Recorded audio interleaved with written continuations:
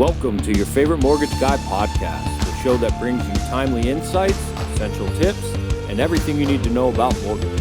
It's time to get informed, get inspired, and get moving with your host, Steve Rockefeller. Because here, your favorite mortgage guy has your back.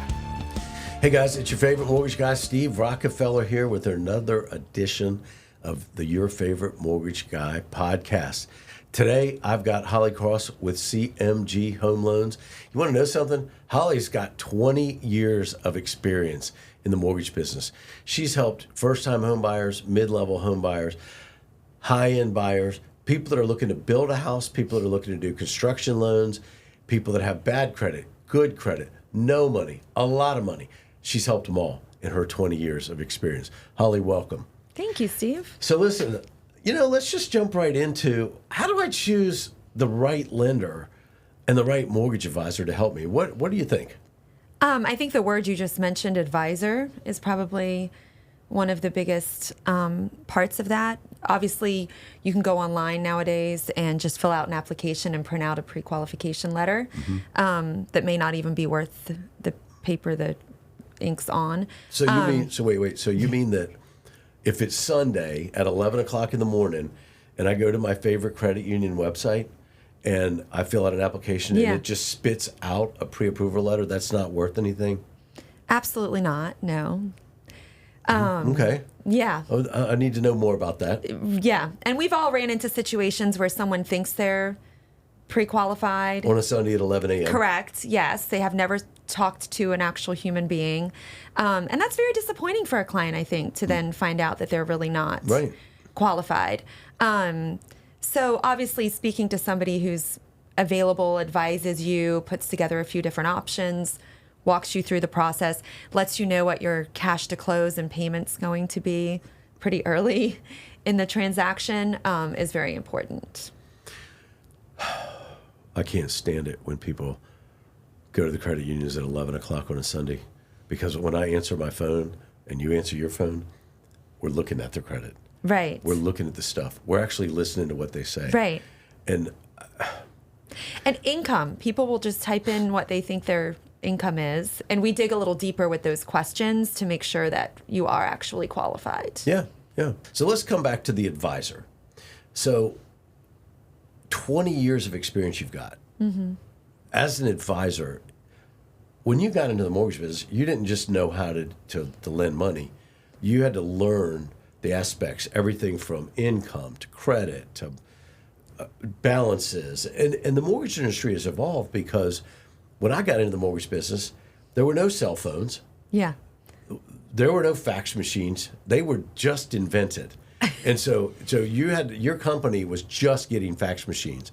Credit reports were delivered to you by the credit agency. Now everything's right there in front of you on your computer screen or your tablet or your phone. So picking the right mortgage advisor, why is that important to a consumer? Because they're going to walk you through the process, make sure that you are getting the right loan for your scenario and the personal attention that you need, and that you understand what you're getting into. I think it's very important. It's one of the biggest purchases of your life. Why not have somebody walk you through and explain everything very thoroughly? It's very important to me that my clients understand exactly what's happening, and then also have the opportunity to ask all the questions they need to ask. So what I'm hearing you say is, if I Google, how do I buy a home, I shouldn't follow those steps, right? We don't want to follow those steps that we get online because it's easy. You can just print whatever you want, but that's not going to be the reality of when you're in the real estate agent's car going and looking at houses. You need to be able to buy a house with confidence, right? Yes. And that's why a good mortgage advisor will give you that confidence. Yes. All right. So, clients oftentimes will ask questions like, can I qualify for a grant? What is a first-time home buyer? What type of loan should I get? So let's talk about a grant. A grant is really something that is for somebody who normally would not be able to do anything. That means they have to have lower tier income. They have to go through the grant process, which is an application. It's like a credit application. Yeah. They have to go through the education piece. They have to go through sometimes classes at night. And it doesn't mean they're going to get the grant. And grants are only given by localities and state facilities. Yeah. And you won't know how much of a grant you're going to get until after they approve you for that grant.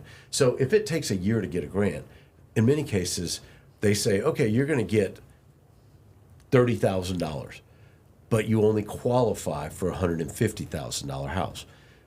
Are there any $150,000 houses out there right now? No, not really in our market. Right. Yeah.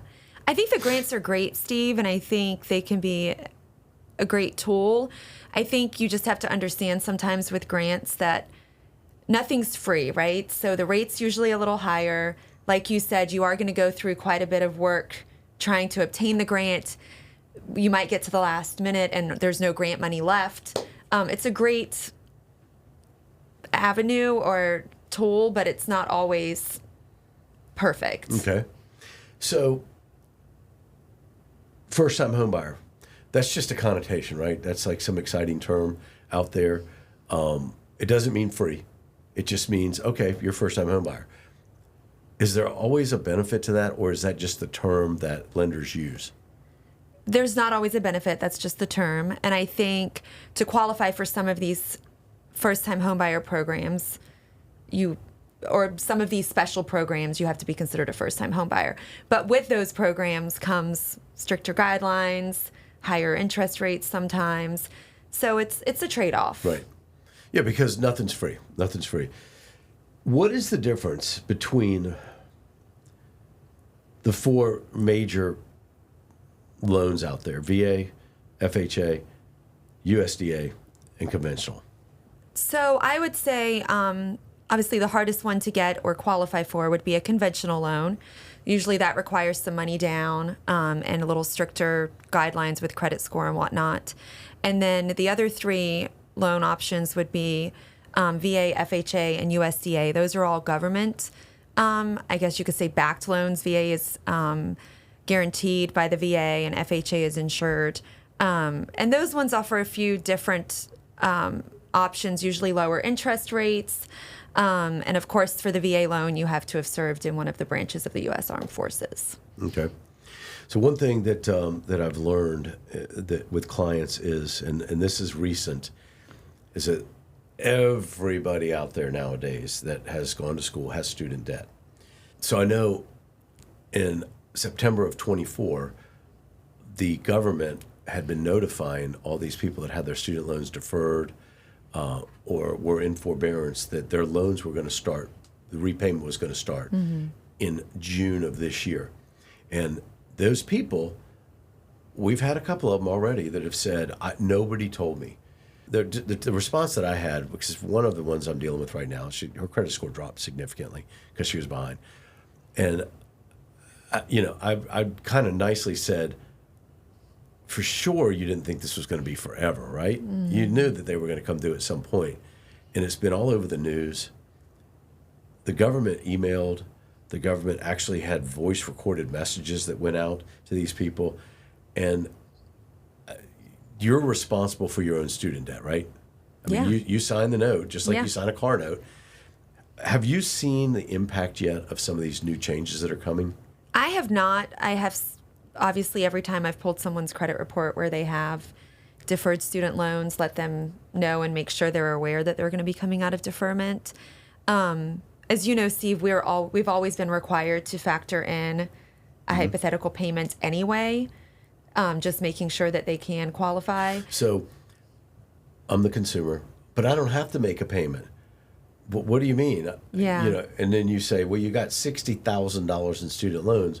What you're saying is they have to take that value of the loan times whatever percentage, and there's a hypothetical payment. Correct. And that can be damaging in the qualification, right? Correct. Yes. Okay. But obviously, especially if you have government loans, you're getting a government mortgage, say an FHA loan. They obviously want to make sure that you can pay back your student loans, because which one are you going to pick when the time comes and you can't make your housing payment to FHA, and then you default on your FHA loan, and then you also have these government student loans. That's right. So VA loans, here's another myth that most people don't know about. It's that hidden deal killer. It's called childcare. And, the thing is that oftentimes as loan officers, we tend to forget to ask, hey, how many kids do you have? And how old are they? Even though it's right there on the application, we just breeze through the application. And then we find out they have, 2 5-year-olds or a couple of kids under 8 years old. And childcare is not cheap. Yeah. Wow. I mean, I hear stories of people that are paying $1,500 to $2,000 a month. That's a deal killer, right? Yes. So what we have to do is we have to navigate around that. I mean, that's all we can do. All right. What other question do you think that you get? What's one of the big ones with clients? With qualifying? Yeah. Like, I know that one of the questions that I got yesterday, which was kind of interesting, was, what if I want to add my daughter on the loan? Can I do that? And it was hard for me to say no, because, obviously I want to say yes, but she prefaced it with, my daughter doesn't have the best of credit. Is there a way around, like, maybe if the buyer qualifies, but they still want to add their daughter to help them build credit? Yeah. Is there something else we can do? I get that question a lot too, Steve. Can I add my wife to use her credit score, but she doesn't have any income, or can I use her income but not her credit score? Mm-hmm. I think, would this be a non-occupant co-borrower in your situation? Yes. Yeah, so that's a little different. Yeah. But that's a great question, what you just said. Right. So if I want to add my wife, she's going to live in the house, she has no income. Is that going to benefit me on the interest rate? Because maybe I've got a 620 and she's got a 780. Right. So we always go with the lower of the two scores. Okay. And then we have to use all of the information. So we'd have to include or not include income if there is any, or losses, and also debts. Yeah. So if your wife has a great credit score but a ton of debt, we'd have to then add that to the loan application. So it could be detrimental to the file. Correct. You can't pick and choose. Well, you just said something, losses. And, everybody nowadays is trying to figure out a way to navigate the small business, because most of the time small businesses are just pass-throughs. So whether they're a nail technician or massage therapist, or they sell vitamins, I don't know, Tupperware, child care provider, dog walker, can that income be used? Yes, but we have to calculate it a specific way. And I think this goes back to a question about pre-qualifying and pre-approved.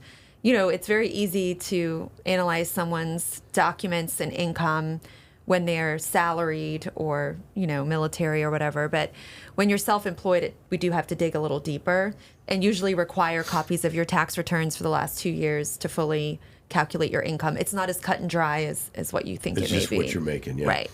So the big one that's come up in the last couple of years is DoorDash, Uber, that kind of stuff. We see that a lot. That's a cash business, but it's a 1099 business. So if you're writing off your vehicle, you're writing off all that stuff. Just because you're making the money doesn't mean you're making the money. Right. Because we're going to look at it a little differently.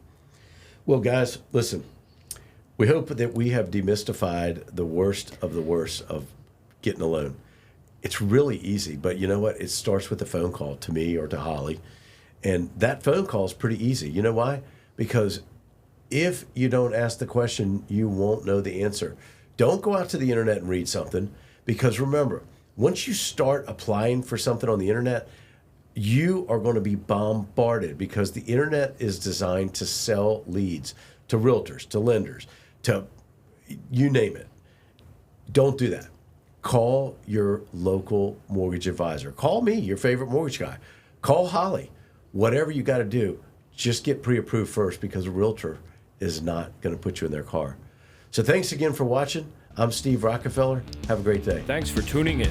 Make sure to follow your favorite mortgage guy on Facebook, LinkedIn, and Instagram. Have questions or ready to take the next step? Reach out at steve@mloans.com or call 757-301-9776. We'll catch you next time.